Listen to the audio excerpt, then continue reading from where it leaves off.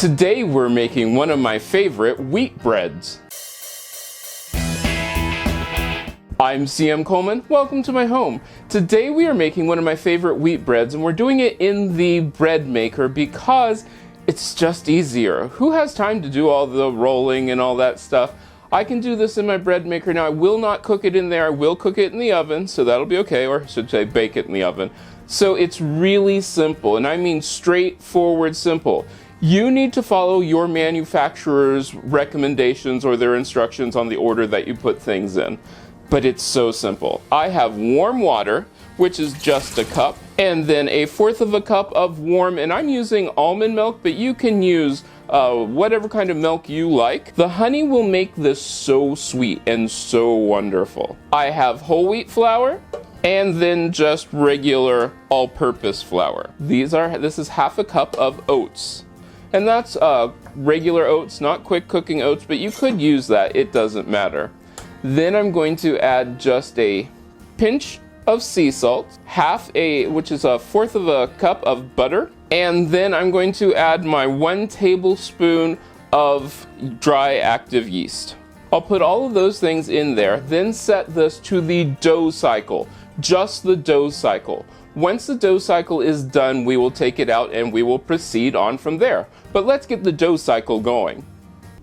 Alright, my dough is out of the bread maker and it is wonderfully done. I'm going to, of course I didn't do this to begin with and I should have, lightly flour my hands. You do not need to do this extra step. I'm just going to put it in here so that you can see what the dough looks like. This is just a lightly greased bowl, and like I said, you do not need to do this step, because what you're actually going to do is just divide it in half and sort of shape it into 2 loaves. My pans are greased. There we go. And then I will cover this and put it in a nice draft-free spot for about an hour. Actually, it will be an hour. That way it'll rise. It is so cool. This is the easy step to do. Our bread is now out.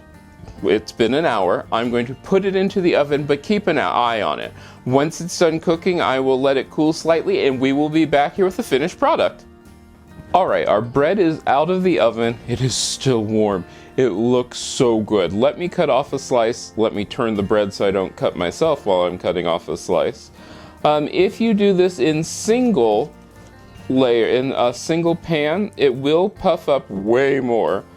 And also it will take longer. I found that this only took half an hour to actually bake instead of the hour which I thought it would take. Alright, this is just the heel and I'm going to give it a taste. Unlike some wheat breads that can be heavy and grainy, this wheat bread is like really light. It doesn't have that grainy texture. You can taste the butter. It's sweet, so easy to make, so good, and you can have homemade bread in no time at all. Now, the cool part about this is, could you cook this could you make it completely in your bread maker? Yeah, you really could. I only did this because I like the loaf shape. If I would have let this do some other things, like only put it in one pan, they would have gotten bigger. If you do make it, let me know. You can get a hold of me on most social media at CM Coleman Home. Don't forget to subscribe. Every week there is a recipe, and I'd love for you to make it along with me. Because like I always say, why buy it when you can make it yourself?